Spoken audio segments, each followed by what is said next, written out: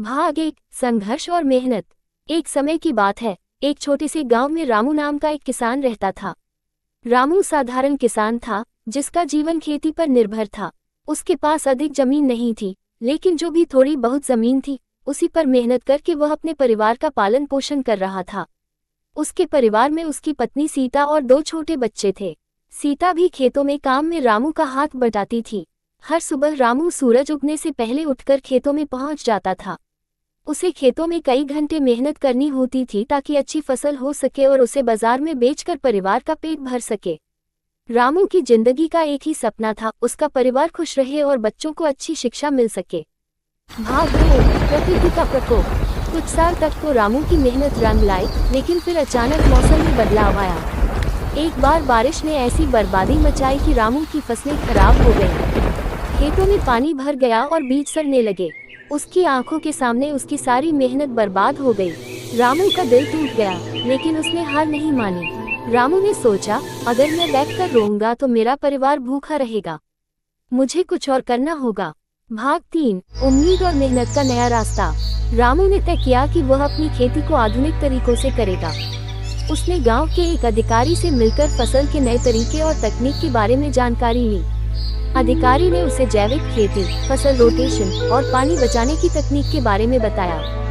रामू ने सीखा कि कम पानी में भी कैसे अच्छी फसल उगाई जा सकती है।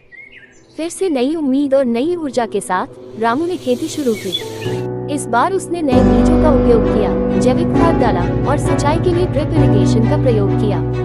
सीता ने भी उसका पूरा साथ दिया और दोनों दिन रात मेहनत करने लगे।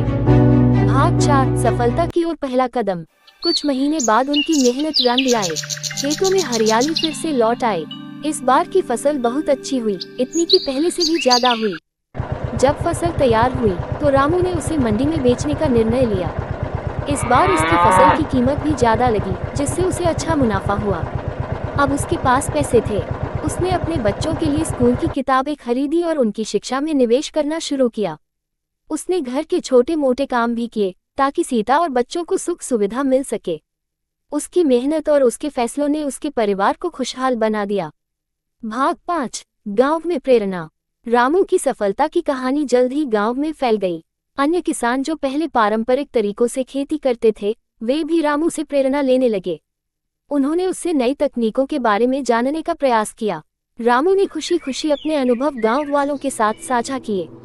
उसने अपने साथी किसानों को बताया कि कैसे जैविक खेती और सिंचाई के आधुनिक तरीके अपनाकर वे भी अच्छी फसल प्राप्त कर सकते हैं। धीरे धीरे गांव के और किसान भी रामू की तरह खेती करने लगे, जिससे पूरे गांव की आर्थिक स्थिति सुधरने लगी। अब लोग उसे सम्मान की नजरों से देखने लगे और गांव के सरपंच ने उसे किसान गुरु की उपाधि दी। भाग 6, आत्मनिर्भरता का संदेश। रामू का सपना धीरे धीरे साकार हो रहा था। वो केवल अपने परिवार का ही नहीं, बल्कि पूरे गांव का भला कर रहा था। उसने सबको सिखाया कि यदि हम आधुनिक तकनीक और मेहनत का सही उपयोग करें, तो कोई भी मुश्किल हमें रोक नहीं सकती। रामू का परिवार आज खुश था, बच्चे पढ़ रहे थे और पूरा गांव उसकी सफलता का उदाहरण मानने लगा था। उसकी कहानी ने न केवल उसके परिवार, बल्कि पूरे गांव को आत्मनिर्भर बनने का संदेश दिया।